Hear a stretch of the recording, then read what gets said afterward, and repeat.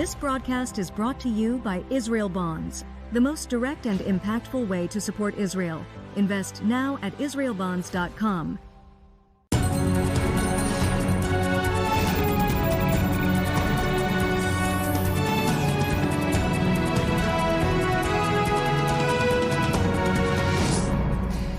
Hello, everybody. I'm Natasha Kirchuk, and this is Middle East Now. Israelis are on edge as the U.S. warns Israel of an imminent Iranian missile attack as fighting escalates in Lebanon with Hezbollah.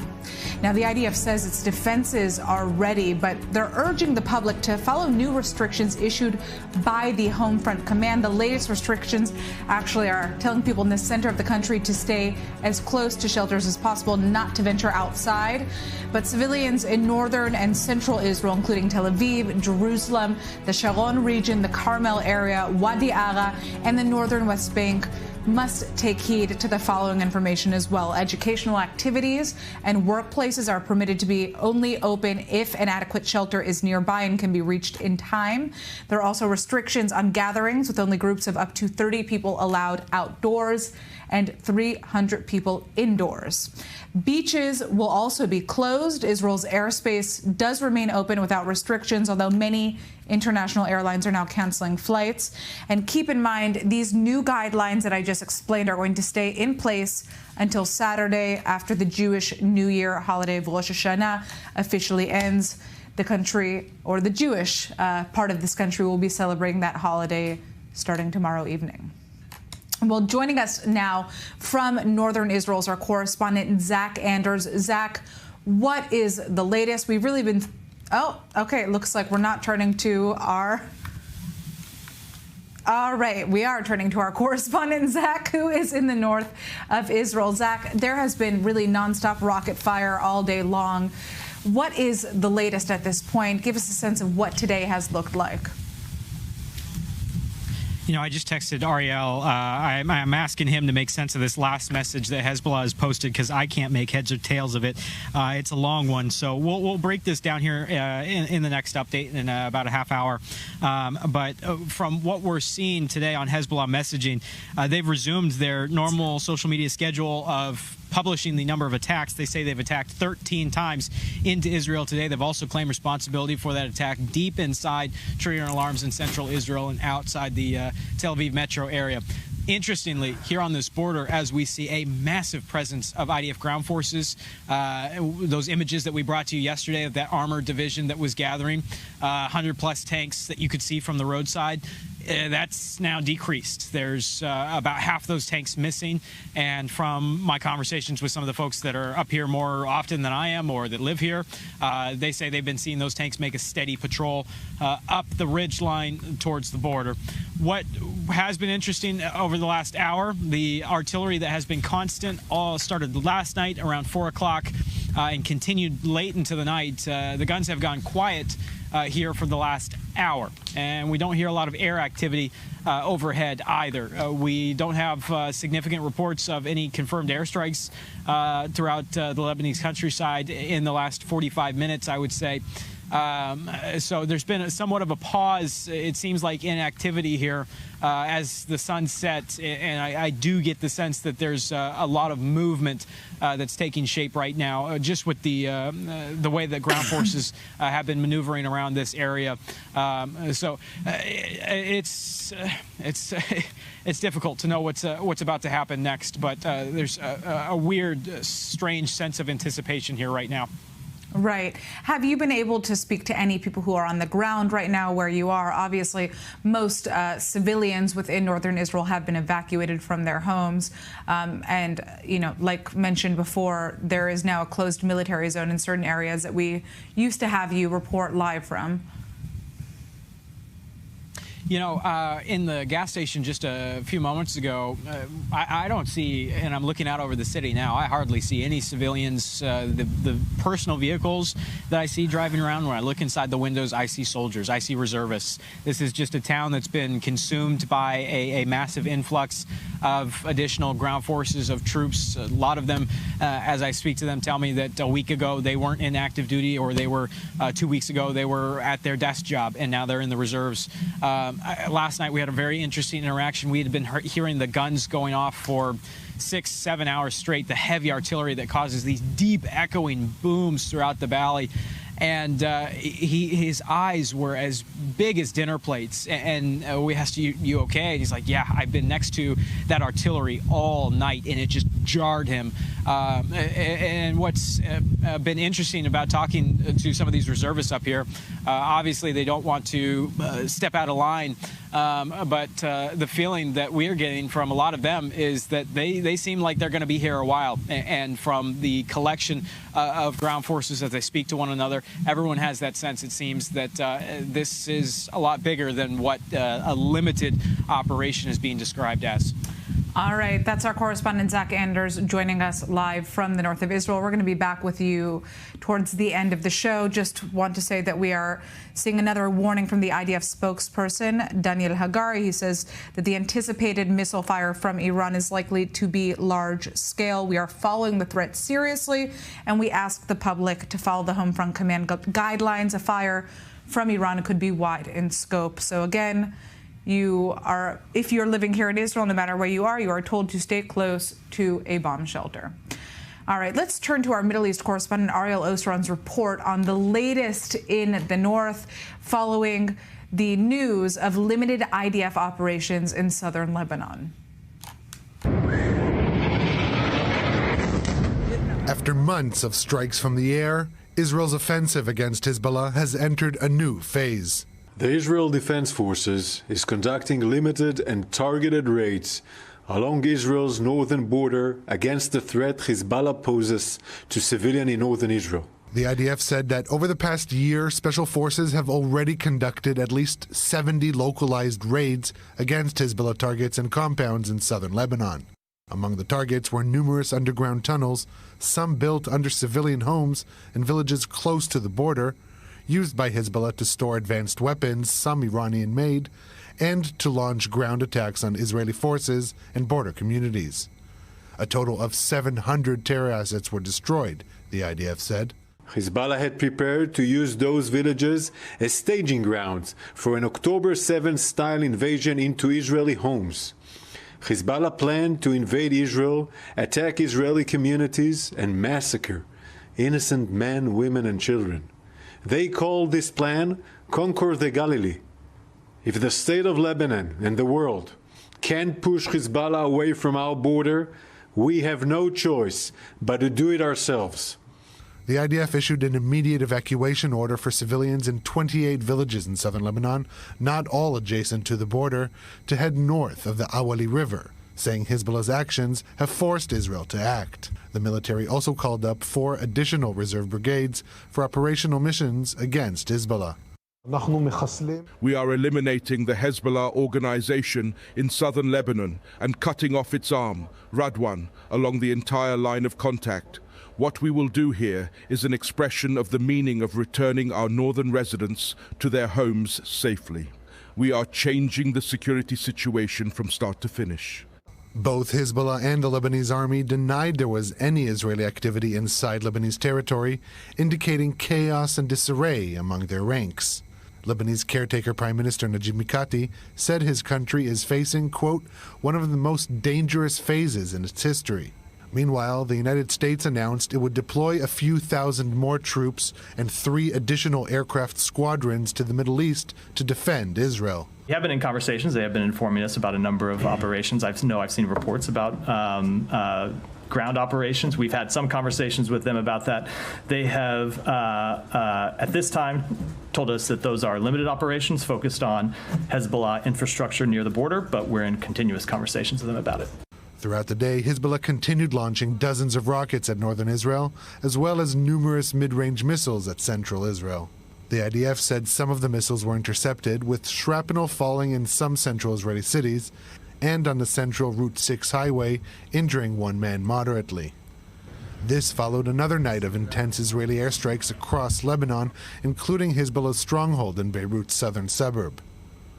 The UN's so-called peacekeeping force, UNIFIL, warned Israel against any crossing into Lebanon, saying it would be in violation of UN Resolution 1701. That same resolution prohibits Hezbollah from having military assets in southern Lebanon. That's something UNIFIL either doesn't seem to know or prefers not to acknowledge.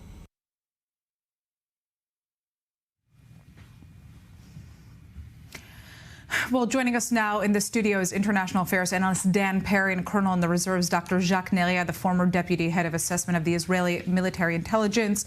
Before we just kind of get into everything north and Iranian axis of resistance, there are reports now of a shooting in Tel Aviv. It's unclear whether or not this is terror-related, but the incident is ongoing. We're going to have reports and more updates for you on that shortly, but it is apparently in Yafo, in Jerusalem Boulevard, Sderot Yerushalayim.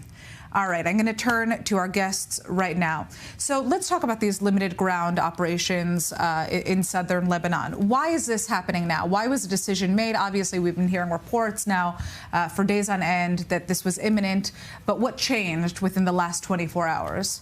Well, I think that the IDF is working according to a schedule. This schedule began, if we look at the serious encounter between us and Hezbollah, with the pagers incident, with the walkie-talkie incident, and then with the elimination of the mass elimination of leaders and of Hezbollah. And now comes the next phase. I mean, we know today that it's been weeks that special forces were just entering Lebanese territory and trying to search for weapons and weapon caches and the blowing up all sort of tunnels and fortifications.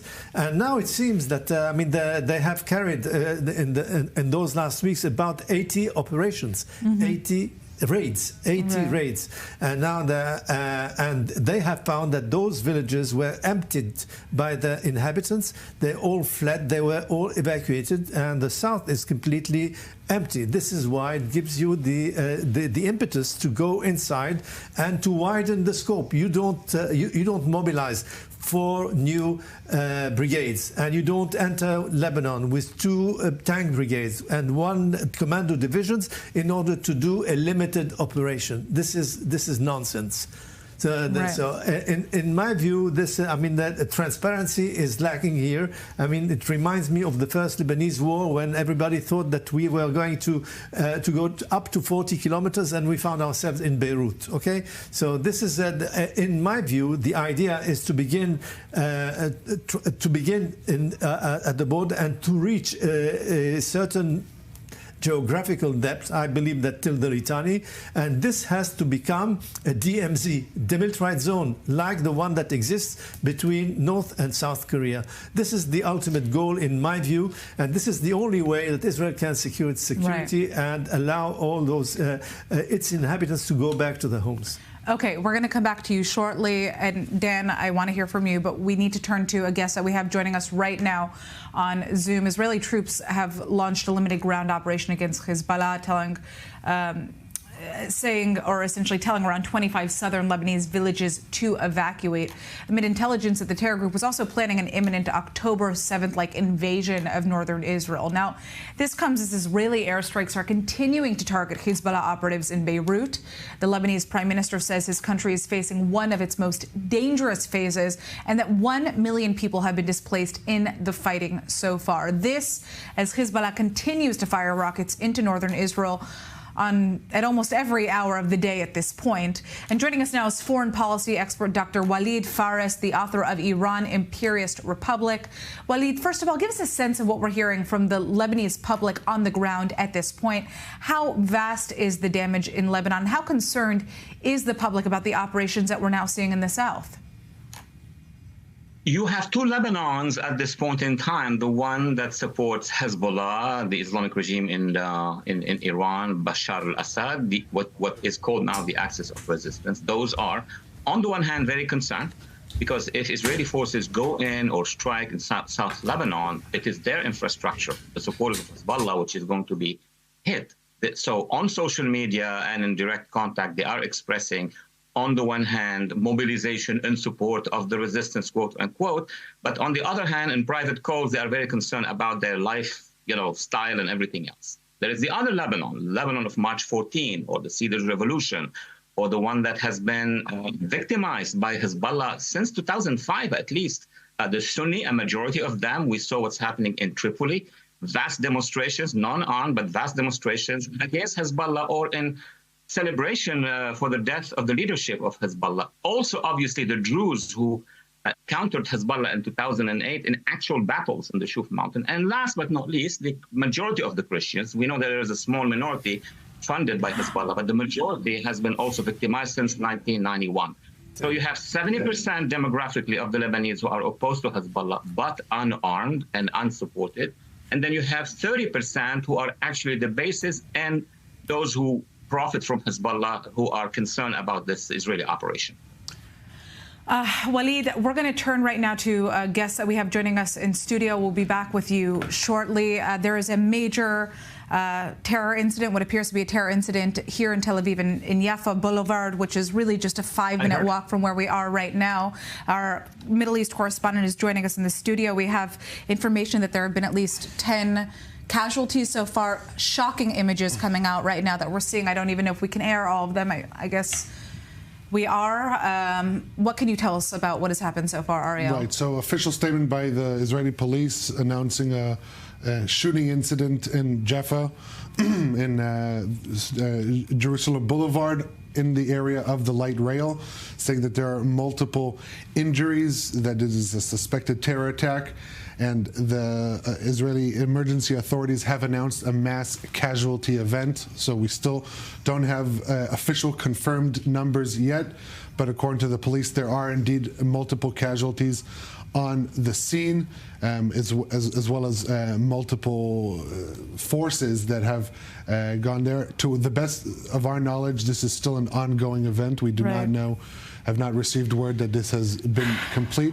And so we are continuing to monitor the situation, and we'll there are reports give that one updates. There are reports that one terrorist has been neutralized so far, coming out right now. Again, this is really a breaking story, and we're going to have to wait and see how this plays out. Keep in mind, this is coming amidst an impending Iranian attack. So obviously, you know, the public is very much on edge right now, kind of waiting for instructions as to what they need to be doing. We do know that the IDF Home Front Command has told people to stay near shelters, stay indoors. But in terms of this attack, do we have any sense of who could be behind it? So that is indeed the question that is coming to mind right now, and we still don't have official claim of responsibility for this. But as the reports started coming out, Hamas issued a statement on its official accounts calling for solidarity events as well as attacks against Israel as we approach the 1-year mark to October 7th attack, saying that in the coming days they want to see people around the world, but also inside Israeli territory, showing solidarity, whether it's through protest or through attacks against Israeli soldiers or civilians. I think the fact that this call coincided really came the same moments as initial reports came out of this mass casualty event that is emerging in Tel Aviv could signal a link between the two, even if not a direct link, even if this isn't a Hamas attack. Obviously, Hamas incitement for months, and they're using as the calendar to further incite for attacks against Israeli civilians, against Israeli forces. And so even if these terrorists were not directly affiliated to Hamas, they definitely were affected by the incitement campaign that has been going on not only since October 7th, since Hamas carried out the worst attack in Israel's history, but also before and since. All right, so just a quick reminder of what we're talking about here. There are initial reports of a shooting attack in Jaffa and Tel Aviv, just about a 5 to 10 minute walk from where we are in these studios right now. Apparently multiple gunmen opening fire, multiple casualties, very shocking videos coming out right now of people basically lying on the street right next to the Tel Aviv light rail, which is essentially a new train that has been built here in the city. This is a suspected terror attack. There are reports saying that at least one terrorist has been neutralized, but we're going to wait and see. Our Middle East correspondent, Ariel Osran, is here with us in the studio following this closely. Right now, the incident is ongoing, so I'm assuming that we're not going to have anybody on the scene just yet. But I'd like to turn to our guest, Dan Perry, who is joining us in the studio. All right, obviously what we're seeing right now is psychological warfare that is being waged on the state of Israel. Just a couple of days ago, we were looking at a situation where we saw people dancing in bars, celebrating about Israel's successes in targeting Hezbollah's leader and its commanders, essentially taking out the entire leadership structure of this terror group, which has been launching over 9,000 rockets at Israel since October 8th. Has something changed now? Is it too early for Israel to be celebrating about any victory? Oh, it's clearly way too early. But Israel, for about a year has not had much to celebrate. The seeming evisceration of Hezbollah with rapid speed and with some spectacular style over the past month or so definitely created a feeling in Israel that there might be a turning of the tide, not only tactically, but maybe strategically. There is a sense in Israel that maybe the time is nigh when the seeming impunity of the axis of resistance run by Iran is over. And not only has Israel stopped tolerating this, but maybe the world can be made to stop tolerating this. And yes, that creates maybe not euphoria, but a feeling of impending victory in Israel. I'm not at all surprised that affiliated entities or just supporters of this axis want to put a dent in that. And terror attacks are so easy to do.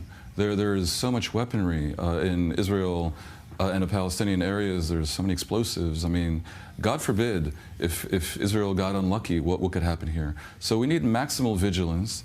I'm not sure we can learn that much from any particular incident. And as regards the anniversary, historically, Western countries are always on edge ahead of anniversaries, expecting something to happen, be it 10 years since 9/11 or whatever, and generally it doesn't. But who knows? October 7th was such a game changer that maybe there's a lot of desire to create symbolic attacks around this weekend, which also happens to be the Jewish New Year weekend, Rosh Hashanah, and that's not helping either. We're now getting unconfirmed reports that there have been 4 people killed in this attack, this alleged terror attack on Jaffa, and Yerushalayim, Sderot Yerushalayim, that would be Jerusalem Boulevard. Sorry, I'm saying it in Hebrew. Again, these, the final numbers are unconfirmed, but obviously in the visuals that you're seeing right here, there are multiple bodies on the street, and the incident is still ongoing. Ariel, any new information other than this at this point, or? Yes, what we can say, to the best of our understanding, the terrorists were on the light rail. They got off and then started opening fire at civilians who were there waiting to board the light rail, and that caused significant injuries and also what appears to be casualties. Now, and then they split up into 2 areas. One scene is believed to be still active. The other, as you mentioned, the terrorist was neutralized, and still we're waiting for official confirmation as to these, but this is based on footage that we see, that you can see pictures of the terrorist armed getting off the train, shooting, and so this is, you don't need official confirmation for that. But as to the current situation, the understanding is that there's still 1 active shooting scene.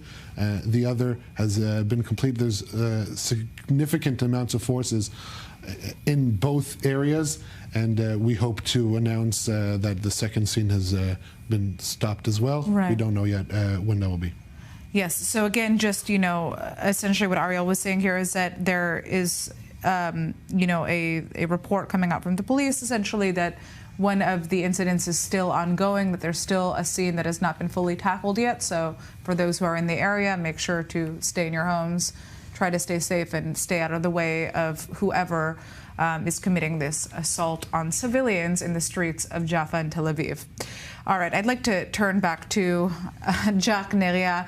I'm interested to kind of hear your take on what this means in terms of internal security within the state of Israel. We've been so focused in this country on the threats emanating from Lebanon, on the threats emanating from the Gaza Strip, of course, Yemen, and Iraq, the Iranian so-called axis of resistance.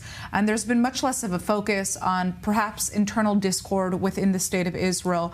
And obviously the impending concerns that Israelis could face from the West Bank more specifically?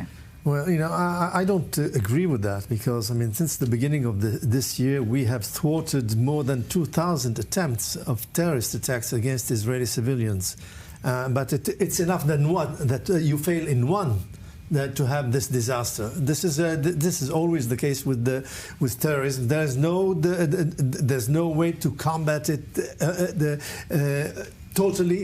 There's always a place where you are less protected, less alert, and this is what happened right now. The situation would have been worse if we hadn't tried day after day, night after night to attack those cells in the West Bank, in Jenin, in Kalkilia, in Hebron, and other places. And this is it's a constant effort.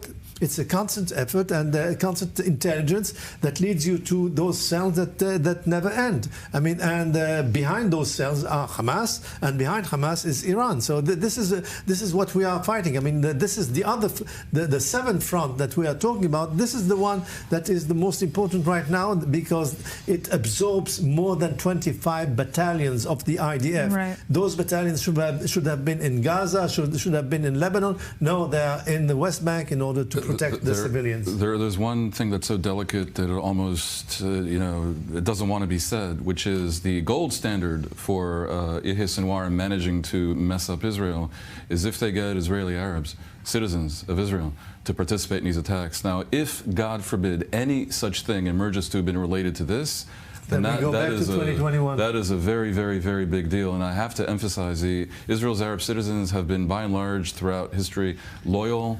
and really almost exemplary in some ways, given the situation. But if a few radicals, oftentimes criminals, if they're involved in this, then it's very difficult to defend against, and that would be very, very bad. The other thing is, despite the fact that Israel is unbelievably vigilant in the West Bank, and as Jacques said, constantly conducting counterterrorism efforts, there still are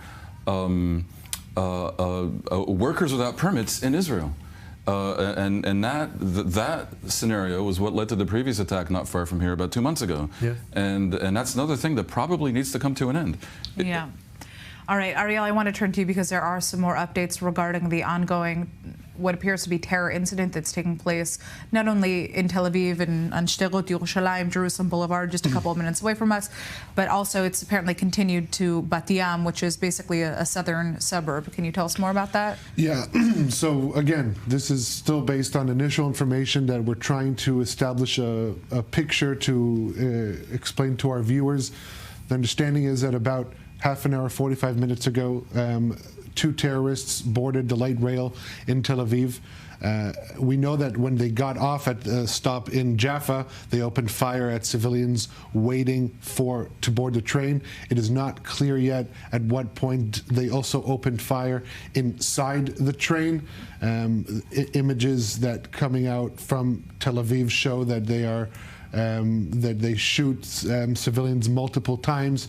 In some of the pictures you can see the terrorists smiling as they do it. And then they split up. One of the terrorists was killed on the scene, and my understanding is that the second one was killed as well. Now, the reason that Bat Yam was believed to be a scene as well is because there were injuries and casualties on board the train that continued to the next stop after this happened. And so people waiting at the Bat Yam station, when the train arrived, the doors opened, and then they could see the carnage that continued from the last station in Jaffa. The police and emergency services and security forces, IDF, police, are on the scene in huge amounts. And to my understanding, there is no longer an active shooting event in Tel Aviv, but a mass casualty incident has been announced following so that final scene that we were being warned about has now ended, according to the information that you have. Yeah. Again, initial information, nothing yet official from the police. Nothing is yet confirmed, but that is, I guess, a positive highlight out of everything that you just said right now. And given the fact that the police just informed that the police commissioner has arrived on the scene. I would imagine that's another indication that this incident is over. Yeah. Right. Again, we are getting multiple images of these terrorists there. They are coming off of that train, the light rail station here in Jaffa, just a 5 to 10 minute walk from where we are in our studios right now, and opening fire on civilians on the street. Like Ariel said, right before that, they also attacked people on the train, and some of those bodies or the injured were seen at the Bat Yam stop. We're now hearing sirens, it appears. We're getting reports on our phone to make it to shelters. Okay, and, we're being told to go into the bomb shelters right now. Okay. Sirens in Tel Aviv right now. It's not clear where they're coming from. Are we staying inside the studio? Does everybody want to stay out? Or go to the control room? What is the plan? Okay, so there's an update from Madda regarding the attack in Tel Aviv, saying that there are 7 injuries in various degrees of injury. 2 are unconscious and are in critical condition. 2 are in severe condition. 2 moderate, and 1 lightly wounded. This is the first. These are the first official numbers that are coming out from Israeli Madda, emergency health authorities. And so again, 7 injuries. 7 people injured, 4 in critical condition. 2 of them are unconscious and severe condition. And as we speak, there are rocket sirens right now in the Tel Aviv area that are coming in. We haven't heard the boom yet. We did hear a boom about a half an hour ago, I believe it was, some type of missile that fell, or projectile that fell into the sea. It fell into the sea. There was also interceptions around the Herzliya. Around the Herzliya area, but we could hear that boom from the studio. Right now we haven't heard it yet. Of course, we are inside the studio. It's a little bit harder to hear, but we can hear the sirens. And so this would be the 3rd targeting of Tel Aviv from Lebanon today. The first one, as Jacques said, was intercepted over the Herzliya Sharon area. There was 1 man who was taken to hospital, moderately wounded. He was on the highway, a bus driver, with shrapnel going through the windshield and hitting him in the chest. Then the second launch towards the Tel Aviv area, as you described, it landed at the sea. Now Hezbollah said that they had launched a barrage of missiles at the Sde Dov air base. Now that's really interesting because that airbase has been closed for years and is now a civilian high-rise project. And so that's another indication that while Hezbollah claims to be targeting military targets, obviously, as they've been doing for 11 months consistently on a daily basis since October 8th, they are targeting civilians. And now we have a third siren from as a result of rocket launch, believed to be from Lebanon. We still don't know the results of that. Just to clarify, are these rocket siren alarms or these alerts just to go into bomb shelters right now that we're receiving from the IDF? Because there seems to be some confusion over that right now. Yeah, so the statement that we all got to our phones was to remain by shelter. That explains the confusion because we didn't really hear sirens, but now the IDF confirming that sirens were sounded all across Israel. We go. Okay, and we're also seeing them once again. You can hear them right now. Okay, we're hearing the sirens continue right now. Okay, I'd like to turn to our guest, Walid Fares.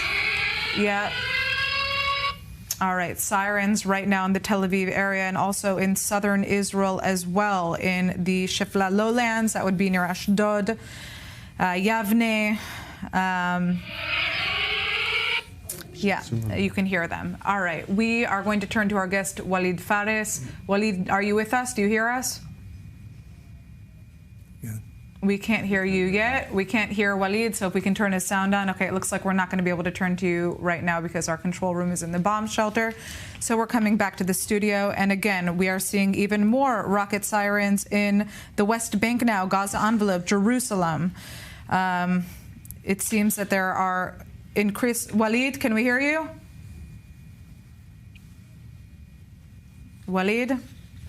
Yes, I can hear you. Can you hear me? All right. Yes. So, Walid, I think that the question on all of our minds is this the beginning of the large-scale Iranian attack that Iran has been threatening it's going to carry out with the help of its proxy groups across the region?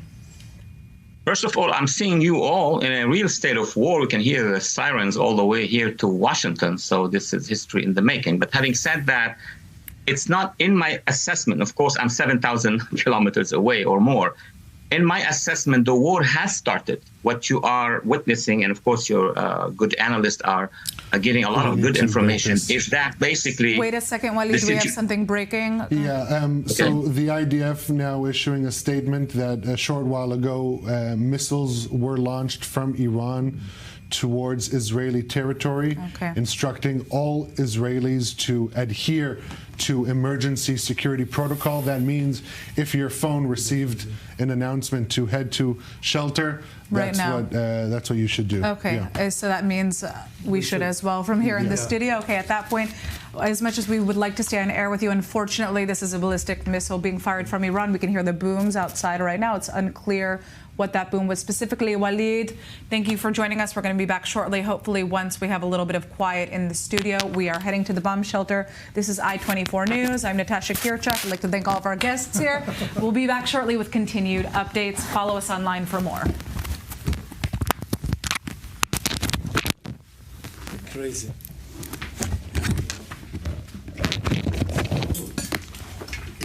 עד 12 שעות, אוקיי?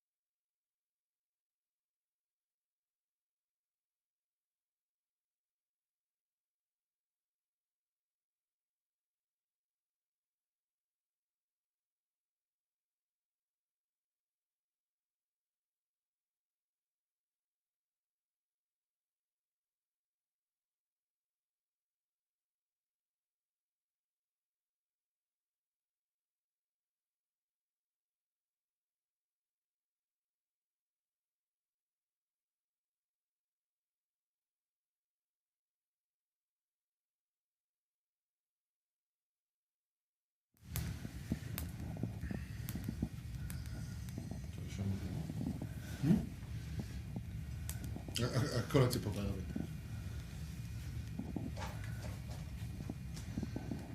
למה אתה... היה בבקשה. Fortunate.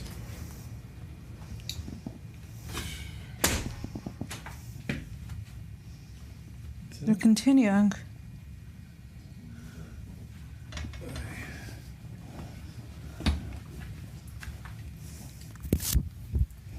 There are about 20 booms.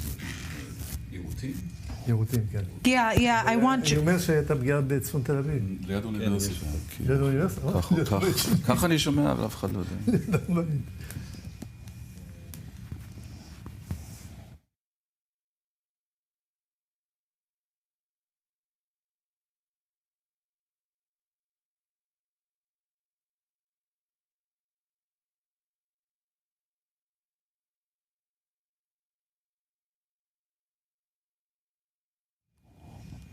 הנה, again. Yeah, I don't know why. Siren in Tel Aviv. No, Ongoing let's just do it. sirens. Let's just do it. I don't understand. All right, let's just...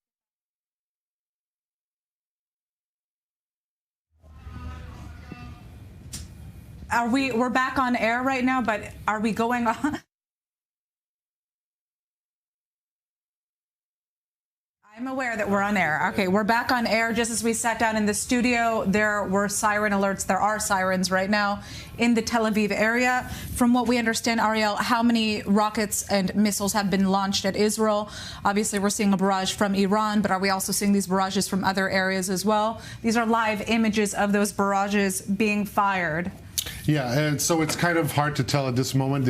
What we know confirmed is that Iran began its missile attack. We heard multiple rounds. You heard that. That was a huge boom here. Of sirens, and now we're hearing booms. This would be the third or fourth wave of missiles that they launched. According to the images coming out, it would indicate that we're talking about a few hundreds of missiles at least that were launched. We don't know if this also included cruise missiles or drones like last time, but in terms of the scope, currently we can say not officially confirmed, but just according to the videos coming out of Iran when they filmed the launches, that we're talking about many dozen, if not a few hundreds of missiles that were launched. And again, this was launched in a staggered manner in waves. So when we left the studio, that was the first wave, but now we're hearing the third or fourth wave that was launched towards Israeli territory. There could still be more on the way. All right, what you're seeing right now are live visuals from Jerusalem Boulevard, where we also saw a terror attack take place earlier this evening, about a half an hour ago. That's actually one of our Hebrew language correspondents who is on the ground at that scene. Apparently 4 people confirmed dead, 7 injured. The incident has now ended, but multiple terrorists were involved in that attack on the light rail station within the Tel Aviv area and also the Bat Yam area, which is a suburb that is just south of Yafo and Tel Aviv, where we are right now. That incident that you just saw took place about a 5 to 10 minute walk from the studio that we're sitting in right now. What you're seeing in these images right now are rockets being fired at the state of Israel. It's not clear. This is live footage right now. These are rockets being intercepted in the Tel Aviv area. The question is whether or not there have been any direct hits. Hearing, getting messages that there has been an impact perhaps in northern Tel Aviv. Again, it is unclear whether or not that is confirmed. You have to understand that at this point, there have been essentially notifications sent to the phones of Israelis across the country telling them to immediately enter into bomb shelters. We just heard another boom right now, right next to us. And it's important to note that obviously we're going to have clear information as to what kind of impacts and shrapnel we see falling in the coming hours. But right now, most people are hopefully, ideally, inside their secure space. Dan Perry, I know that you have something that you want to say on this. I mean, we just don't know what's really going on. But a major question is whether all these rockets that we've been hearing being intercepted over Tel Aviv are from Iran or from Lebanon. Because right now the zeitgeist is Israel is being attacked by Iran. If Iran really fired multiple rockets at Tel Aviv, that would be a game changer, and that would be something close to war. It's official. It's not zeitgeist. It's the IDF spokesperson. The IDF said Iran fired rockets. Missiles at Israel. Ballistic missiles at Israel. I mean, and we keep on hearing the interceptions overhead. As we're sitting here... Iran had projected that it was going to attack military bases. That was the expectation. But the whole of Israel is in red, I mean, being attacked. I'm curious to what degree this was Hezbollah. If all of this is really Iran, then it looks like something pretty close to the beginning of something approaching war with Iran. Of a major escalation in the region. It means that the Israel's cabinet, who is convening in the next hour, will have to decide how to respond. And I think that the response will be directed against strategic targets in Iran, either in the Gulf area or within Iran. And by the way, this Israel cannot afford not to respond. In no way. And by the way, Israel never did attack Iran. This is Iran creating a linkage with Hezbollah the way Hezbollah did with Gaza. Right, but of course Israel would be expecting for the West right now to make that same linkage, by the way, vis-a-vis Iran. Well, the question is whether or not that's going to happen. But of course, the fact that an IRGC commander was killed in recent strikes in Lebanon was... He was in Lebanese territory. He was not. He was not in. I mean, who asked him to be there? I mean, it is Iranian involvement against Israel by putting a general who is advising to the Hezbollah how to wage the war against Israel. I'm sorry, but... All right, I'm just going to, just quickly, just a reminder to everybody that is watching, we are live right now on I-24 News from the Tel Aviv area. Right now, there have been a barrage of hundreds of missiles and ballistic missiles fired at the state of Israel from both Iran and likely from the Hezbollah terror group out of Lebanon. As we speak, many of those rockets have been intercepted. Right now, you're seeing live imaging of Tel Aviv. Just a second ago, you could see that some of those rockets overhead being intercepted. We've been hearing the booms from here in the studio. We are staying live on air for now. We just ran to the bomb shelter and just came back out. Simultaneously, in addition to these massive attacks that we're seeing there, you could see just an explosion in the sky right now. We also saw a terror attack take place about a 5-minute walk from our studio right now. They've actually put gates on the doors of the entrance to our studio because of the fact that 4 people were killed, 7 injured in a shooting attack. Right here, these images right here that you're seeing, we can hear the booms again on the side, are images of the scene of that terror attack. Multiple terrorists got onto the light rail train station and they essentially started shooting people within the train and then got off at this stop about 5 to 10 minutes from where we are and shot people on the street, civilians. It appears, again, we don't have the identities of those victims yet, but this is ongoing. The incident, according to Mada, has, and of course the Israeli police, has ended, from what we understand, in terms of 2 terrorists dead on the scene. 2 terrorists dead on the scene, but when it comes to the ongoing rocket fire being launched at Israel, unclear when that is going to end. Right now, we seem to have we have red alerts right now in the south, but right here in the Tel Aviv area, we don't seem to be hearing any more of those interceptions yet. Obviously, we're sitting tight. Ariel, I know that you wanted to give us some updates, and there was more that you want to add to the conversation we were having. Pro-Iranian accounts on Telegram are posting videos from various areas in Iran, from Isfahan, from Kermanshah in the west, showing the missiles going out, being launched. And a few minutes later, we heard sirens in Israel and the IDF confirming that missiles have been launched from Iran to Israel. So there isn't much of a guessing game as to whether Iran did, for the second time, launch a significant salvo of missiles at Israel. Now, the reason I mention that this is the second time, not just for context, but unfortunately, the last strike in mid-April, that was normalized by Israel, by the international community, by the West, allowing that response, the normalizing. And we're talking about over 300 happen. missiles that were fired at the state of Israel from Iranian territory. And that normalizing of such an unprecedented cross-continent attack in today's reality is what set the stage for today's strike. And unfortunately, I doubt that this will be the last time we see such a strike on behalf from Iran at Israel. And it would behoove Israeli decision makers as well as leaders in the West to to look at where we are right now, Right. what steps were taken to bring us here, and what needs to be done, because a lot needs to be done in order to prevent this from happening.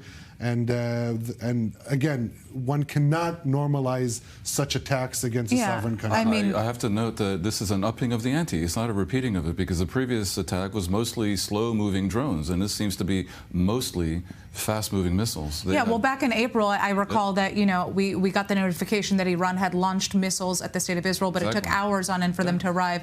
In this case, what type of missiles are we talking about? These are missiles that... Ballistic missiles. Ballistic missiles that arrive within 10 minutes. All of them, 12 minutes maximum into not only the center of Israel, but across the country. Update from the IDF, Iran's attack is continuing. You are requested to remain in a protected space until further notice. Right. The explosions you are hearing are from interceptions or fallen projectiles. Right. The aerial defense array is currently identifying and intercepting launches. So we're talking about a multi-wave attack, which would indicate a significant number of missiles launched at Israel. And people one thing I just want to say about this, about why it is so important for the public to be staying in the bomb shelters, is because it's the fallout of those interceptions, that shrapnel that is perhaps the most dangerous right now. Israel has a multi-tier defense system, but again, when those interceptions happen, there's often shrapnel that falls to the ground. That's what we saw earlier today in terms of the 54-year-old bus driver who was injured in the Herzliya area, I believe it was. Shrapnel, he was driving in the other direction. If you're in a car, just stop and get out of the car. And off the road, and off the side of the road as well. I think a lot of what is about to happen depends, and this may not be right, but it's human nature, on what the actual damage is. If it turns out, let's say, that no one was killed with 300 missiles, that's one scenario. But the very act, Dan, the very act of attacking Israel do you puts think the U.S. on tests. This is what I'm saying. There should be a linkage here, for sure. Now, let's suppose that these missiles actually cause more than just structural damage, but a lot of loss of life. That is certainly a crossing of the Rubicon. And to a degree, it's a matter of luck, and that's a little bit unfortunate. But that Iran dared to do this just mocking takes us very much closer to a scenario where maybe not just Israel, but much of the West starts to take direct action against Iran. And well, the question is the West going to get involved at this point? Are we going to see a reaction from the United States, from Israel's allies? And if we don't see that reaction, what does that mean for the future? Look, anything short of immediately striking these launch sites on Iranian territory, it will allow them to get away with this for the second time. Now, what Dan described, the situation that the response will be determined by the damage, that is a result of the double-edged sword of Israel's aerial defense systems. Because if you decide how to respond according to what happened, Israel has a very good aerial defense system. And the last time when they launched 350 ballistic missiles, cruise missiles, and drones, a 10-year-old girl was injured. She's now out of the hospital recuperating. But that indicates, a perceived, and again, a perceived discrepancy between the attack and the result. Of course, that's a single-edged sword, because it's better, of course, that a lot of people not get killed, even if that maybe causes you to be more moderate than you should be. I would say that even though I can see that human nature does suggest that the result of the attack will determine to a degree the reaction, it shouldn't. That Iran but I mean, to be quite honest, on October 7th, when there was a massive attack, and it requires steps that maybe don't cause loss of life in Iran. Let's say attacking their oil infrastructure. Let's say blockading their ports. Various other things that can be done that would cause them pain and would deliver the message that this lunacy is no longer tolerable, which, sad to say, it had been until now. All right. So I'm just going to give a quick update before we turn to our Middle East correspondent to give even more of a breakdown right now. A reminder that the IDF says that the missile fire from Iran that was launched just about a half an hour ago is ongoing. The public is asked to stay in a protected area until further notice. The explosions that are heard across the country are interceptions or impacts for the most part. Again, it's important to note that the shrapnel is perhaps one of the most dangerous outputs here, because the defense system has proven to be very successful. But again, we've seen multiple people injured today, specifically by shrapnel, by rockets that were intercepted. We've seen hundreds of missiles fired from Iran, also rockets from Hezbollah. Many of the missiles fired from Iran well, most of them were ballistic missiles arriving within 12 minutes. And I'm going to let our Middle East correspondent, Ariel Osran, just give us more of a breakdown of what we can expect in the coming hours, in addition to the terror incident that we also saw took place right here within the neighborhood where our studio is right before these missiles began. Yeah, so Israel is undergoing a combined terror attack that is still ongoing. The first terror attack is the ongoing ballistic missile attack originating from Iran. No official numbers yet as to the scope, how many missiles were launched, but we're talking probably about many dozens, if not a few hundreds of ballistic missiles launched from various areas across Iran. That is based on videos coming out from also cities like Isfahan and Kermanshah in the west. At this point, there are no reports of injuries or casualties as a result of this massive barrage of ballistic missiles that has been taking place in waves. We are now in the fourth wave. The IDF just issuing a statement saying that the missile fire is still ongoing. This terror attack, state terror attack, originating from Iran on the state of Israel, sending civilians all across the country into shelters. That this is still ongoing. Now, this Iranian attack began about half an hour, 45 minutes after another terror attack inside Tel Aviv, southern Tel Aviv. 2 armed terrorists got off the light rail train in Tel Aviv. Just the stop was a 5-10 minute walk from our studios right here. Opened fire at civilians waiting for the train. Perhaps as well as also on passengers on board the train. The latest update by the police is that 4 people have been killed as a result of this shooting attack. 7 are injured in various degrees of injury, and that the 2 terrorists are confirmed dead on the scene, to which also the Israeli police commissioner has just arrived onto the scene. Now, initially it was believed to be a multiple arena attack, a multiple scene attack, because some of the casualties were still on board the train, and after the attack, the train closed its doors and continued on its route south to Bat Yam. And then passengers who were waiting at the Bat Yam station saw the doors open, and they could see the results of the carnage of this horrific terror attack that took place in Tel Aviv. Officially, it has ended, and so the police is taking care of that scene right now. But what is still ongoing is the Iranian terror attack against Israel, sending dozens, if not hundreds, of ballistic missiles at Israel in multiple waves. We have so far witnessed at least 3 waves, to my understanding, but the latest statement by the IDF is that this Iranian attack is still ongoing, and to remain in shelter and to continue to adhere to security guidelines.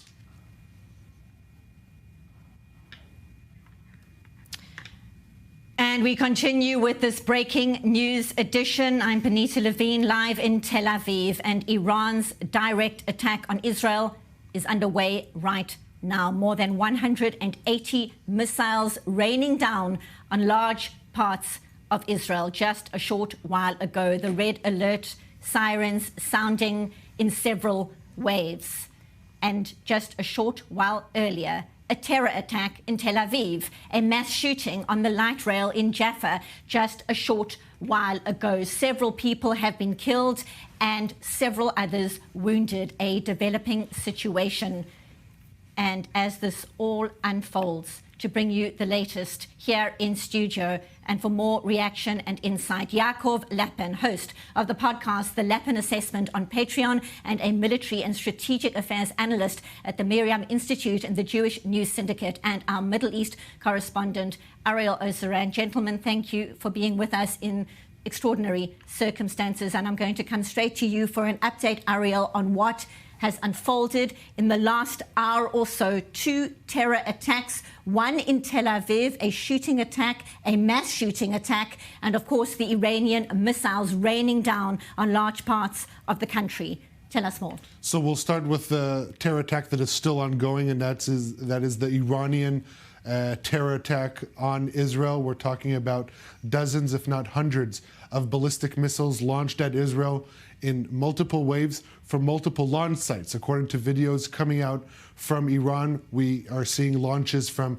Isfahan, from Kermanshah to the west. In each one of those videos, you can see dozens of missiles being launched in the direction that can only be believed to be as Israel. As a result of this ongoing ballistic missile attack on Israel, there have not yet been any reports of injuries or significant damage. There have been reports of interceptions, but also of some rocket impact, missile impact, I should say.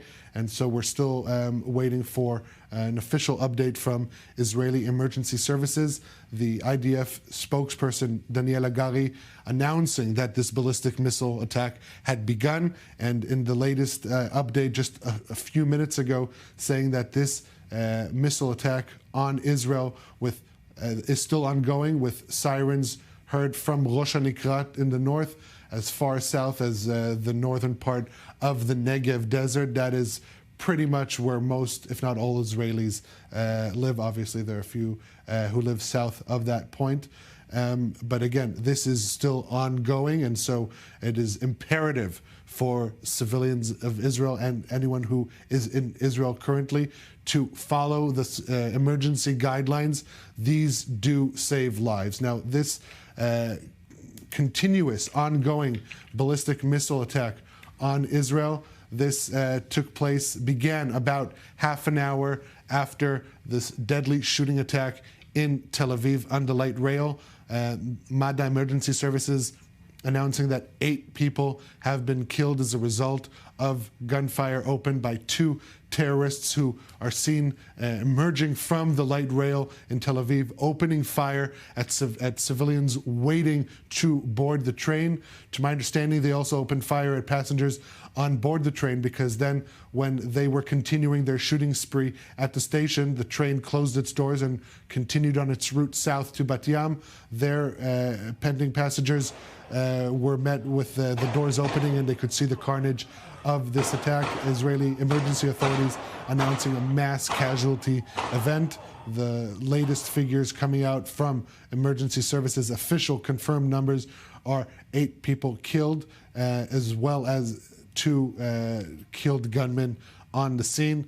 The new police commissioner is said to also be on the scene, and shortly after he arrived, then we saw the beginning of this massive terror attack originating from Iran. I will just note that regarding the shooting attack in Tel Aviv, as initial reports began coming out, Hamas issued a statement, not claiming responsibility because it was still ongoing, but issuing a statement calling on its supporters around the world, in the West Bank, inside Israel, to not only march in solidarity of its October 7th attack as we approach the 1-year mark, but to use this opportunity to carry out further attacks on Israeli civilians, on Israeli security personnel.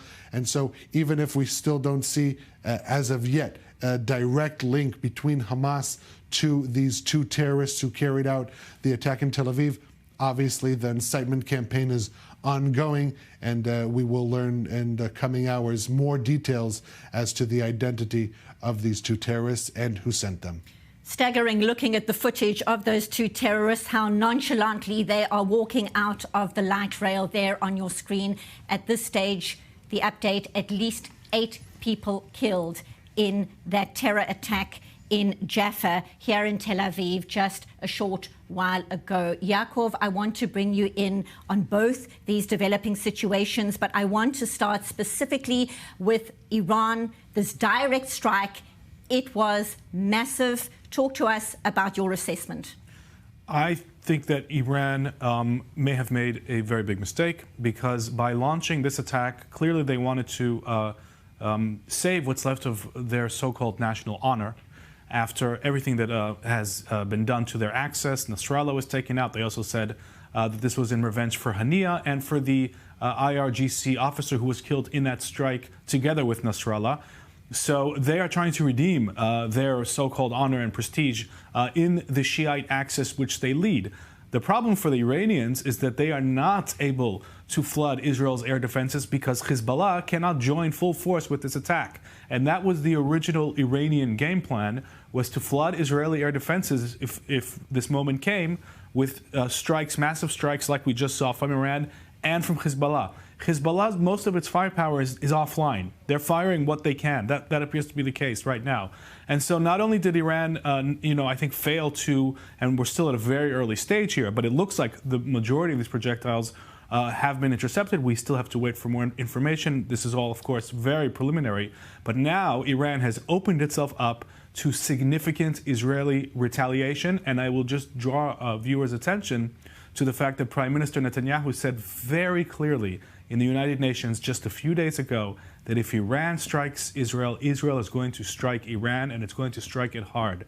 So now the ball is in the court of the Israeli cabinet. I am expecting an Israeli retaliation. We don't know how far this is going to go. We are in uncharted territory, but this is unlikely to resolve in the way that the April 14th Iranian attack did, with just a minor strike attributed to Israel on a radar of an air defense system, which was protecting a nuclear site at Isfahan. Now we're at stage 2, round 2. The Iranians don't have Hezbollah like they would have wanted to. I think they're at a disadvantage, and they may have made a very serious mistake. And the IDF saying the attack could be wide-ranging. This was ahead of time, and it did advise citizens in the center of the country to stay near bomb shelters. We're hearing right now that Daniel Hagari, the IDF spokesperson, is likely to address the nation shortly. When that happens, we will bring it to you live, and we'll take a deeper look at the possible response that Israel might conduct after this Iranian direct strike, this missile strike, certainly wide-ranging indeed. But Ariel Osaran, Middle East correspondent, I want to come back to you. Developments in the city of Herzliya, what update can you share? Police issuing an initial statement saying that there is a potential second shooting incident going on in the Herzliya area with potentially terrorists in Hotel Sharon.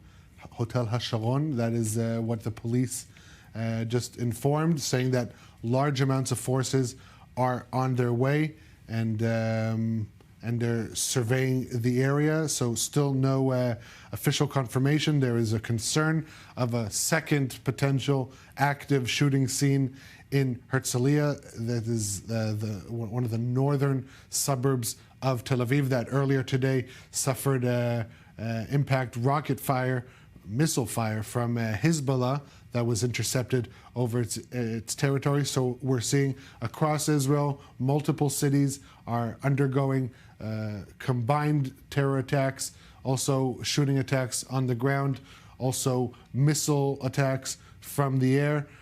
So far, there are no reports of casualties. I will note that emergency services saying that as a result of these hundreds of ballistic missiles that have been launched from Iran over the past hour, there are no significant injuries, and there's one man who was lightly wounded as a result of shrapnel. And if we're looking at what the response that Yaakov talked about, the response to the April Iranian attack, that, to my understanding, was dictated in accordance with the results of that strike. How many people were injured? We're talking about a 10-year-old girl in the Negev who was moderately injured. She has since been released from the hospital and is in recovery. But the fact that the results may not be as devastating as the ones who launched the hundreds of missiles had hoped. What we saw last time is that dictated the intensity of Israel's response, basically normalizing such attacks on its territory, and not just Israel's response is what normalized Iran's aggression. Also, the West and the entire international community allowing for such attacks to take place. This second attack was only a matter of time until it was to happen, following the response from the last strike. 350 ballistic missiles, cruise missiles, drones launched at Israel. Only 5 made impact. 1 caused injuries. And so I think moving forward, it would behoove Israeli decision makers as well as Israel's allies in the international community to not necessarily dictate the response in accordance to the damage that was actually on the ground in Israel, but the perceived or intended damage by the ones who launched these hundreds of ballistic missiles at Israel. Yeah, and I think, that's very true regarding the first round of attacks that the Iranians launched. By the way, if I remember correctly, the 10-year-old Bedouin girl was critically injured in that attack, and one of the most beautiful scenes I saw recently was her being released from hospital. She was discharged from hospital. Yeah, she was discharged and she's in recovery. Amazing recovery, and absolutely. it was very moving to see her leave the hospital. I think there is an opportunity here that Israel has to address. Iran's nuclear program is at the red line. And the Iranians are going to try and basically entrench themselves as a threshold nuclear state. And the big question, the real question now, is not whether Israel is going to retaliate or not, because I'm sure that it will.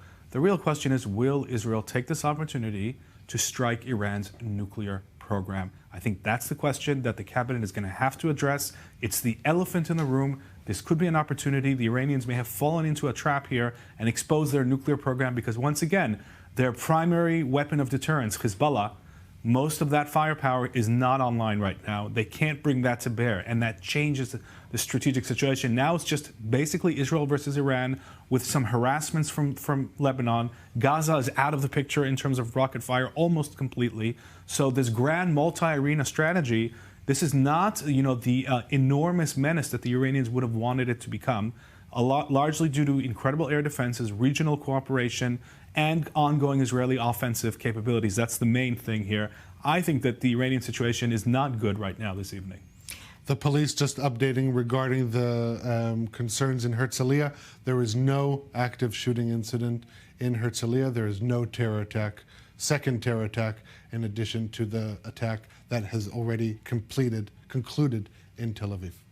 Thank you for that update, Ariel Osaran. And I want to go back to Iran and mention of what happened last time. Back in April, the Islamic Republic launching more than 300 missiles and drones in an effort which was largely thwarted by Israeli defense systems with support, Yaakov, from allied countries. So this is a developing situation as we speak, obviously underway right now. This direct strike promised from Iran, and here it is.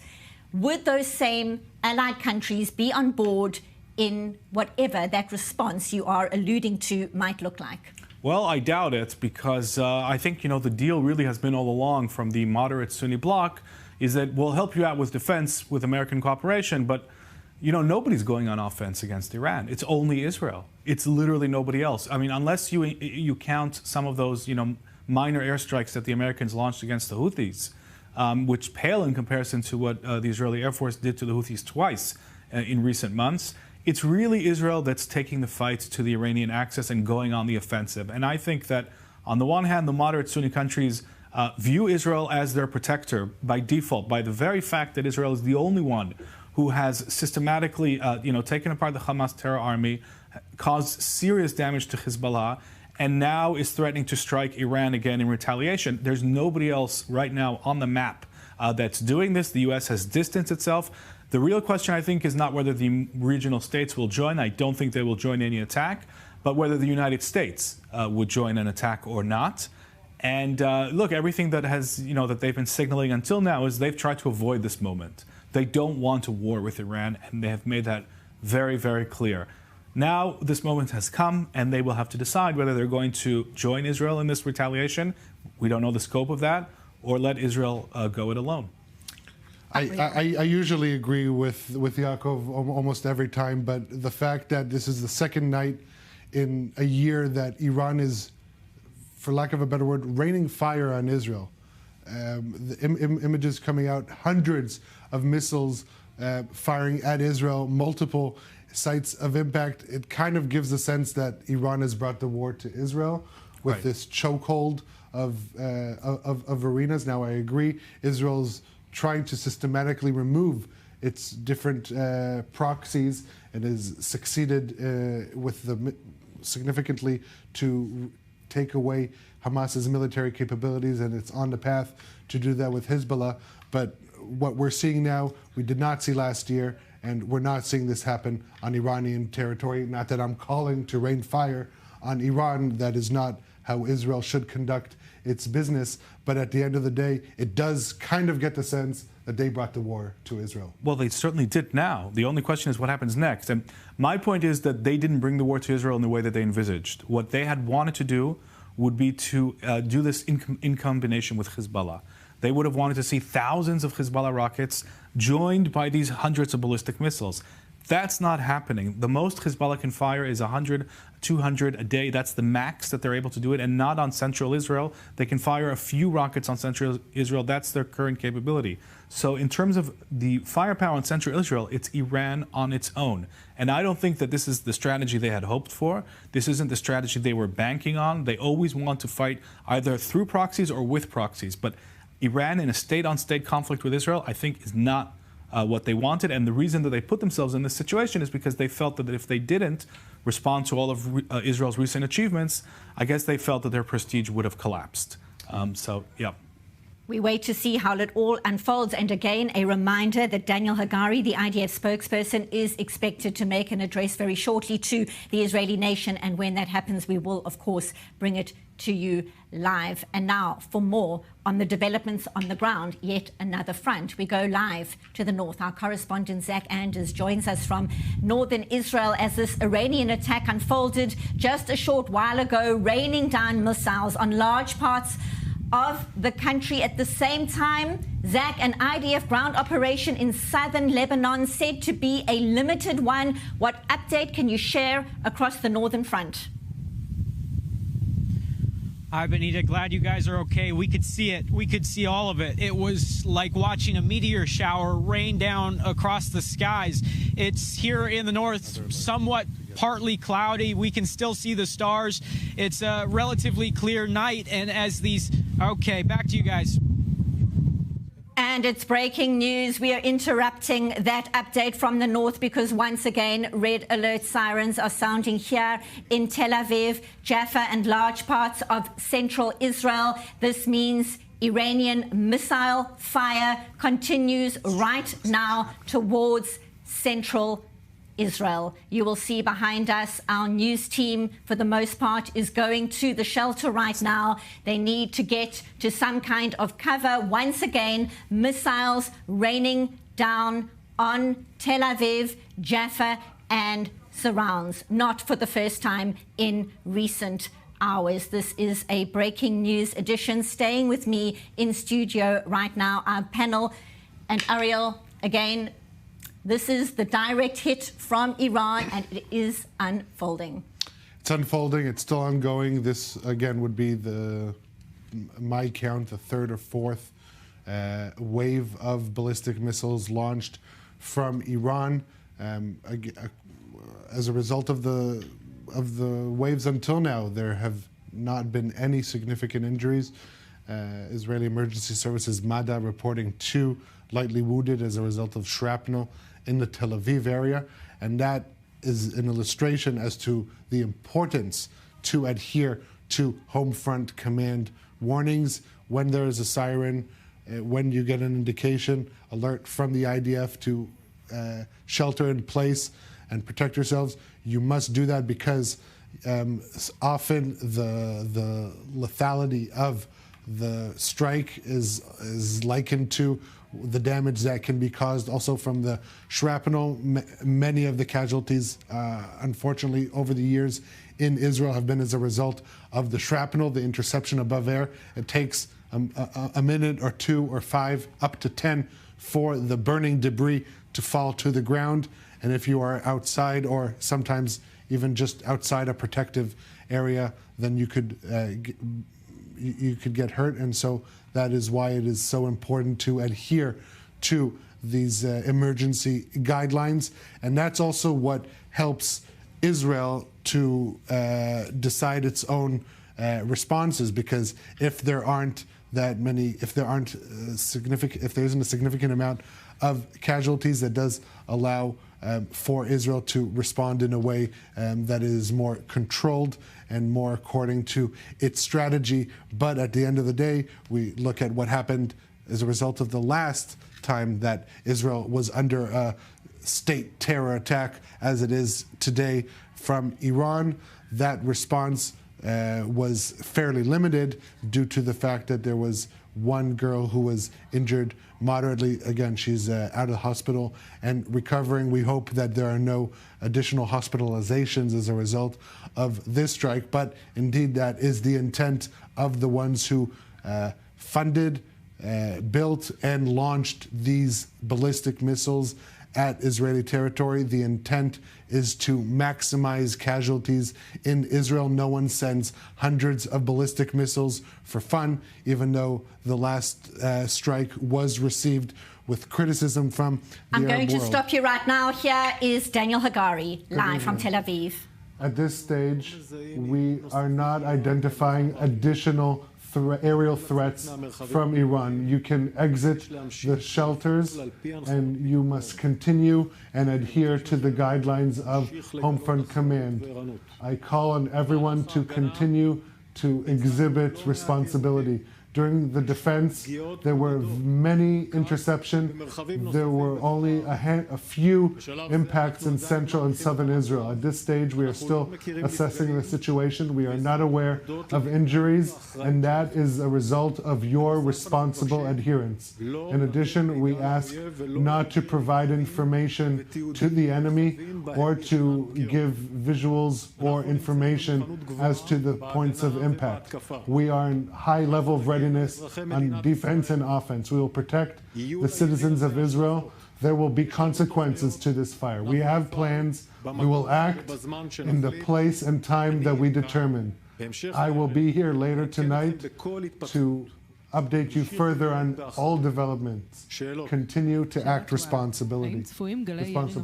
Question: is there an expectation of additional barrages of rockets? I'm coming to you following the assessment with the Chief of Staff of the IDF. We are not aware of additional threats in the aerial arena. That is why we are instructing civilians that they can leave the shelters. But the moment there are any changes in the guidelines, we will update you on all the platforms. Channel 12, will the IDF respond soon? Like I said, we have our plans. We have a very powerful readiness on offense. We will conduct an assessment, and we will respond in the time and place of our choosing. Channel 11. Are we on the brink of a regional war? We are in a multi-front war for a long time now. This is not the first time that there has been fire from Iran. This was more extensive in terms of the missiles that were launched, and the defense was prepared adequately, and that explains why there were so few impacts and injuries on the part of the public who listened to the guidelines, as well as activity of our defenses and the defenses of our partners. We will continue to act this way, both on defense and on offense. Israel Hayom, is the IDF prepared for an immediate response in Iran? Hagari is saying we have capabilities. We are in the highest level of readiness.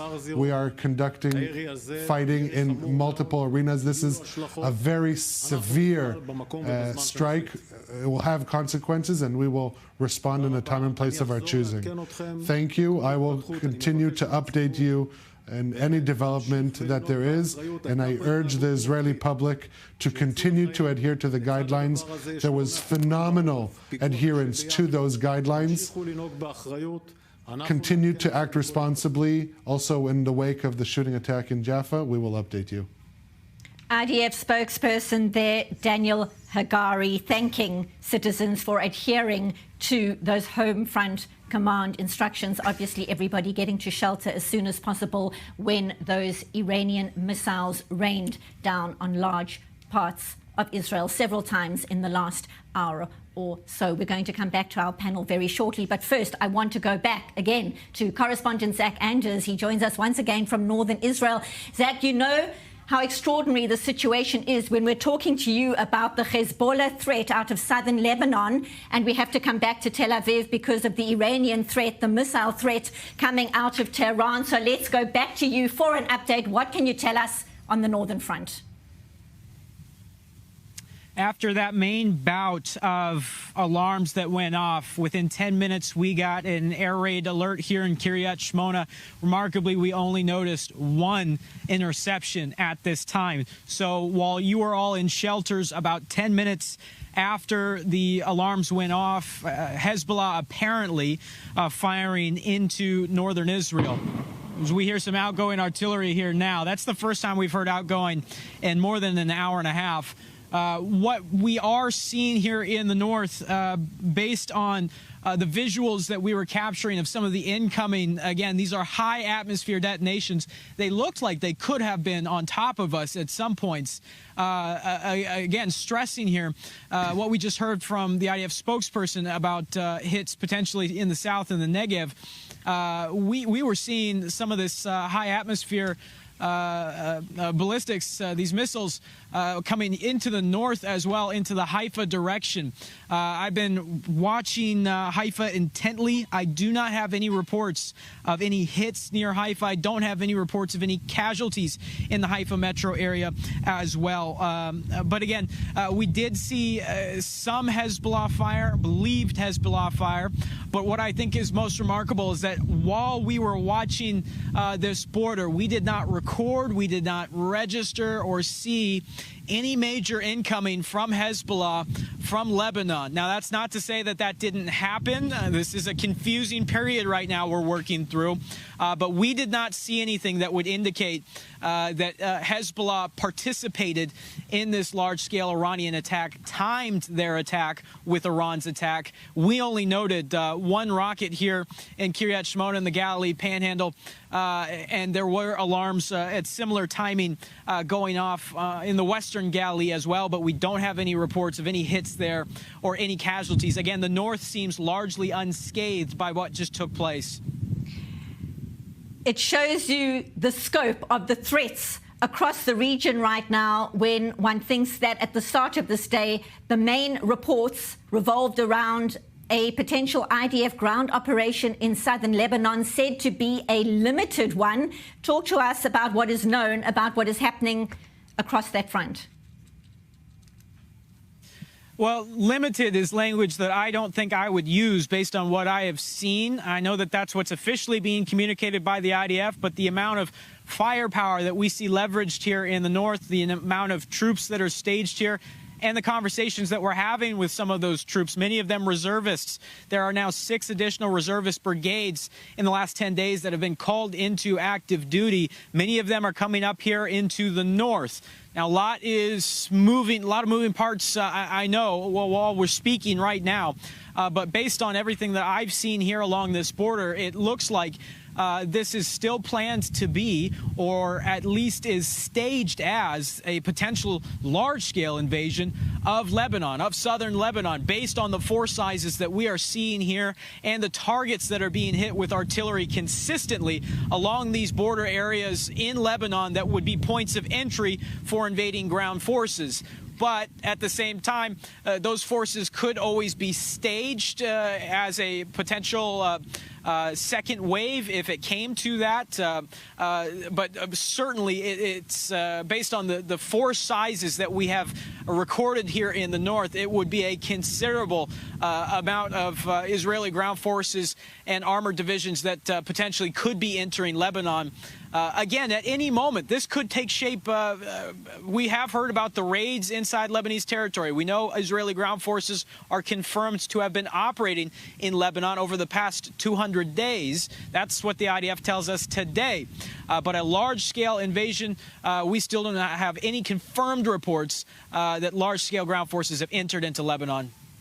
Thank you so much. You stay safe. That's our correspondent, Zach Anders, live from northern Israel near the border with Lebanon. And now for more, we welcome international security analyst Shukriya Baradost, Middle East and Iran specialist. Thank you so much for joining us on this day. And as I'm sure you know, Iran firing more than 150 ballistic missiles at Israel in this unprecedented attack happening just a short while ago. So many people across the nation running to bomb shelters. This is the direct attack that Iran had threatened. Your assessment, your insights.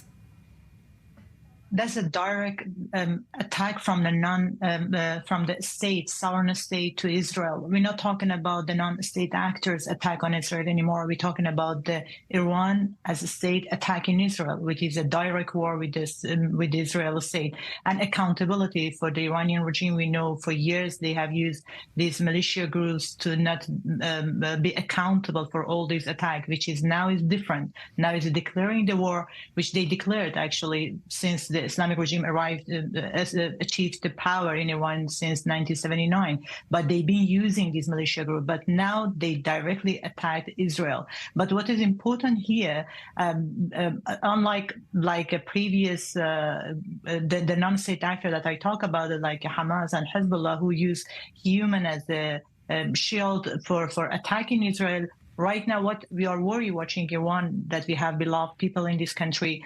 My parents live in Iran, in Kurdish region. So what we worry about, how the regime's going to use this human shield for protecting itself. If you check the Iranian airspace, you will see none of the flight is stopped. So the country started the war against Israel when all this flight and commercial flight is happening right now. Iraq, a few minutes ago, they closed the air base, but flight and close that because the Iran starting this fight against Israel. But you can see what's going on in the region. You have a not normal state in the region that are able or willing to put all these countries, Iraq, Jordan and Israel, in danger of that kind of the attack, and people who live in this country in danger of attack, and deciding to attack another country, which is really dangerous situation we have right now in the Middle East in case of the human life right now in the under concern right now. And I'm so sorry to hear that you do have family there. I imagine it is very, very difficult for them hearing what is unfolding right now and knowing, as leaders would know, as civilians would know, that an attack like this will see a response. Given your insights, what kind of reaction would you expect to see? Presumably, Iran would have calculated this into it, factored into it, that when it rains missiles down on Israel the way it has, the response will be swift and it will be strong. Your thoughts? For Iranians, they know that they couldn't stay silent because the major militia group was under attack, Hezbollah, and the killing of Hassan Nasrallah was Iran's red line. And Iran is in that situation right now in the region, all these militia groups and militia groups followers, not just the active militia groups, the Shia population in Lebanon, in Iraq, and even in Yemen, they watching Iran reaction to the killing of the Hassan Nasrallah to see how Iran's going to react. If it's staying silent, that means it's not going to be trustable for all these militia group. So that's why they had to do something, but they knew they don't have that much option to do against Israel. So that's how they started. They started this gambling because now Israel has a right to attack back on Iran. But where Israel is going to attack, we know that the first target for Israel to attack back is Iran's nuclear facilities. The nuclear facilities that become Iran's card to push pressure on the White House. Each time they say, if we don't have this deterrence, which means these two cards, ballistic missiles, drones, and militia groups, if we lose these two deterrence card, we're going to have a nuclear bomb. You can see if that kind of the state that, as I say, putting all these human lives in danger and attacking Israel, if they have a nuclear bomb, what would happen? But the question is, why Iran need deterrence? Who is threatening Iran? who want to attack Iran, if the Iranian regime doesn't want to attack neighbors, regions, and global structure, why Iran needs a deterrence here. That's why I think for Iranian regime that is a gambling. So what Israel reaction would be?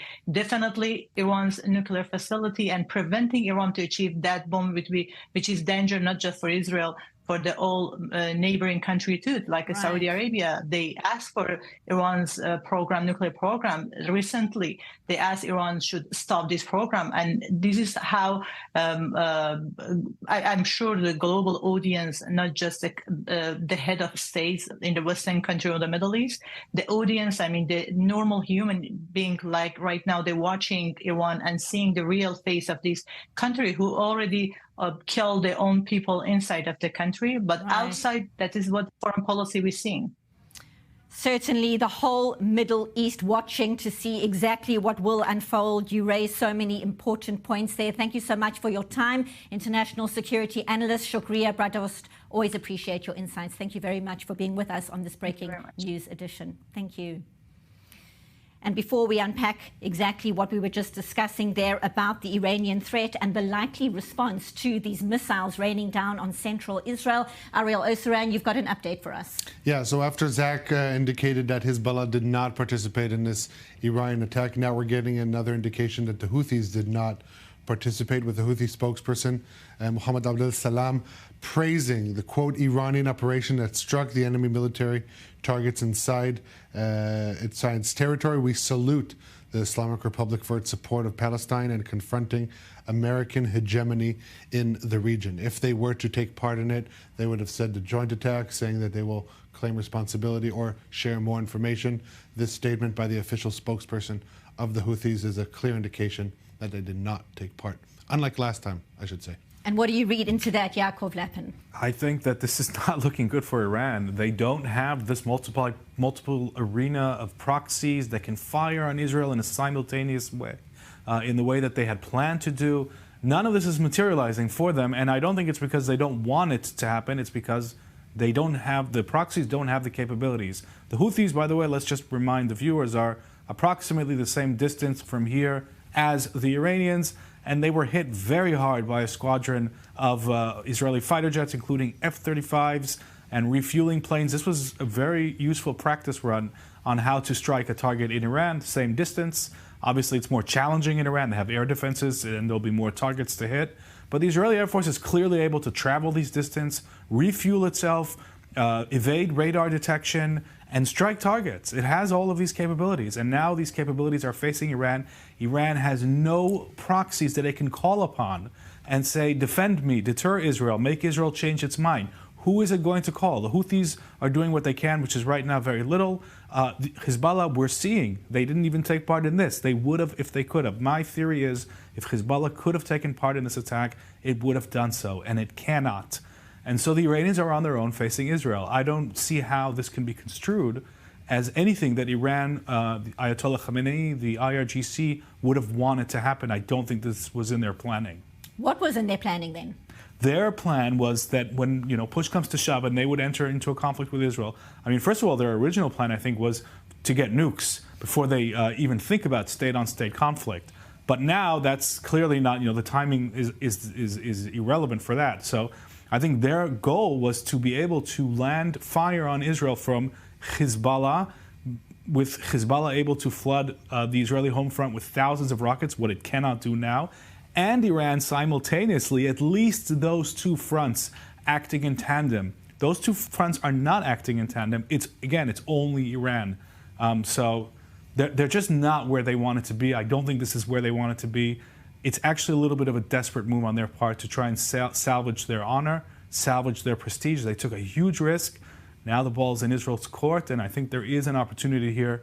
Israel has to consider the opportunity of the nuclear sites. Meetings at defense headquarters in Tel Aviv as we speak. Ariel. Yeah, I think we need an Iranian strike to make me disagree with you, unfortunately. But even if we didn't see a combined simultaneous attack, Israel is attacked by multiple fronts, by multiple proxies, and just this past month we've seen an escalation from the Houthis. They did not reach Tel Aviv with missiles up until last month. Now they've done it 3 times. The pro-Iranian militias in Iraq have ramped up the pace of their missile and drone launches at Israel, becoming a daily occurrence and often multiple times in a day. This Iranian strike is emerging, appears to be, we'll probably learn in the coming hours, more substantial than the strike in April. So the Iranians could be in a corner, they could not be where they want to be, but they and their proxies are at their most violent situation against Israel than they ever have been. And the current trajectory is only one direction. That's at the moment, and that is to continue to escalate. And there has not been any strike on the part of Israel, whether it was Hudaydah back in July or Hudaydah and Ras Isa this past week. That does not appear to change the strategic decision making of the Iranian axis. Gentlemen, stay with us. We're going to come back to more, but right now, if you're just joining us, this is breaking news coverage. Iran's direct attack on Israel happening just a short while ago. Confirmation now that more than 180 missiles were raining down on large parts of Israel just a short while ago. Those red alert sirens sounding in large parts of the country. And a little earlier, a terror attack in Tel Aviv, a mass shooting on the light rail in Jaffa, and confirmation there that 8 people were killed and several wounded. Police were on the scene. You could see right now, obviously, emergency teams converging there on Jaffa, just a short distance from our studios. And this was a devastating attack on civilians. Middle East correspondent Ariel Oseran, bring us up to speed on this terror attack a little earlier in the evening. An extraordinary evening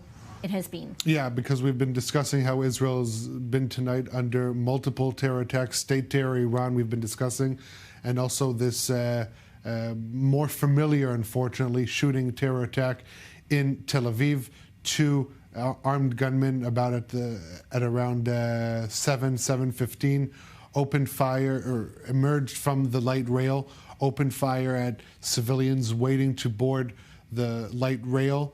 To my understanding, they continued their shooting at passersby as the train continued on its path south, with injuries inside, because people who waited in the Bat Yam station, when the doors opened, they found the carnage. The police announcing that 8 people have been killed in this terror attack, with 2 killed terrorists on the scene. Police commissioner is on the scene, and also in his statement, Daniel Hagari also asked for the population to remain vigilant, not only amid the aerial threat coming from Iran or from any other of Iran's proxies, but also to remain vigilant following this terror attack in Tel Aviv, a terror attack that has concluded with the death of both terrorists, and the investigation ongoing. Not yet clear at this point if they were part of any organized terror organization. We do know that as initial reports came out of this attack, Hamas issued a statement calling on its supporters around the world, in Israel, in the West Bank, to not only show support in protests and in marches in solidarity as we approach the 1-year mark to their October 7th massacre in Israel, but also to use this opportunity to carry out further attacks on Israeli civilians and security personnel. And so even it could emerge that these terrorists were part of Hamas. I think the close proximity of the timing could indicate as such. But regardless, this attack came on part of a clear campaign of incitement on the part of Hamas, other Palestinian terror organizations, to try and bring out more terror attacks, because they're limited to what they can do militarily. against Israel in Gaza. They continue to try and use their local population there as human shields, and now calling on others to do the work for them. And so, again, we don't know at this point if the two terrorists were directly affiliated to Hamas or any other Palestinian terror group. The fact that they were armed with what appears to be military-grade assault rifles could indicate that they did have some sort of backing, organized backing. But regardless, this comes as Hamas continues to call on Palestinians to carry out attacks on Israel. And as we approach the one-year mark to the October 7th attacks, such calls are going to continue. And I'm now getting an update that it is not 8 people killed in the Tel Aviv attack, but rather 6. This is an update coming from emergency services. We can see emergency services on the scene still there in Jaffa. 6 lives lost in this terror attack. People in the light rail, civilians inside the light rail, outside the light rail, their lives taken by terrorists on this day. Less than 24 hours until the Jewish New Year starts and the start of what we call the High Holy Holidays. It certainly doesn't feel like much to celebrate right now. And Yaakov, I want to come back to you. Not only do we start a period of festivals starting in less than 24 hours, but very soon, the 7th of October commemorations will be happening. And it's just beyond devastating to think, while we talk about all these different fronts at once, that 101 hostages are still in captivity in Gaza, and there's still no clarity as to how many of them are alive. As we talk about developments across the northern front, as we talk about the Iranian threat and likely response, what does this all mean for the families of those hostages right now? Right. I mean, the assessments are that approximately half of them are alive, and that is a desperate situation. But I was just actually in the Gaza envelope in Western Negev for most of the day today. And, I can't help but notice that this is an area that's very, very deep in recovery mode. Out of the 64,000 people that had to leave their homes, 50,000 of them are now back in their homes. And I think that is an enormous Israeli strategic victory over the death squads of Hamas and over the jihadist Iranian-backed ambitions of Hamas. And what the IDF has been taking apart in Lebanon, and now we're only getting the full glimpse of this, is the Hezbollah death squad Radwan unit plans to do the same and worse in the Galilee. That infrastructure is now being taken apart as well. Hundreds of missiles, anti-tank missiles that would have been directed at homes were taken apart. So we're seeing the infrastructure of jihad being taken apart in the south and in the north. Yaakov Lapin, Ariel Osaran, thank you both so much. And what is clear is what happened on the 7th of October will not be allowed to happen again, despite the threats on all these fronts at the same time. And that is a wrap for this breaking news edition on the eve of the Jewish New Year. Extraordinary circumstances across the region. I'm Benita Levine, live in Tel Aviv. Thank you for watching. Be safe.